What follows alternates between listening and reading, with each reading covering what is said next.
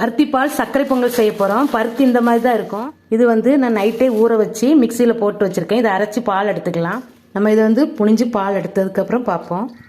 பருத்தி பால் வடிய வச்சு எடுத்தாச்சு. 2 டம்ளர் அரிசி எடுத்திருக்கேன், பச்சரிசி. இதுக்கு நம்ம 5 டம்ளர் தண்ணிக்கு பதிலாக நம்ம இப்போ பருத்தி பால் ஊற்றுறோம்.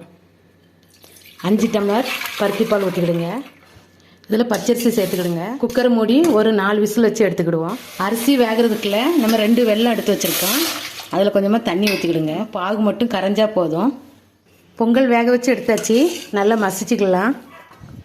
கரைச்சி வச்ச வெள்ளத்தை வடிகட்டி வச்சுருக்கேன், இது ஊற்றிக்கலாம். சர்க்கரை பொங்கல் ரெடி ஆயிடுச்சு. இறக்கும்போது ஒரு கெட்டியான பருத்திப்பால் எடுத்து வச்சுருக்கேன், ஒரு 50 ml ஊற்றிக்கிடுங்க. அப்போது நல்லா வாசம். இது கூட முந்திரி திராட்சை வறுத்து வச்சுருக்கேன், இதையும் சேர்த்து கலந்து எடுத்துக்கலாம். பருத்திப்பால் சர்க்கரை பொங்கல் நம்ம சூப்பராக ரெடி பண்ணியாச்சு. இது உடலுக்கு வலிமை தரும். பருத்திப்பால் வந்து நம்மளுக்கு உடம்புக்கு ரொம்ப நல்லது. இதே மாதிரி உங்களுக்கு பருத்தி கிடச்சிதுன்னா செஞ்சு சாப்பிட்டு பாருங்கள். டேஸ்ட்டு பக்காவாக இருக்கும். இந்த வீடியோ பிடிச்சிருந்தா லைக் பண்ணுங்கள், ஷேர் பண்ணுங்கள், சப்ஸ்கிரைப் பண்ணுங்கள். அடுத்த வீடியோவில் பார்க்கலாம்.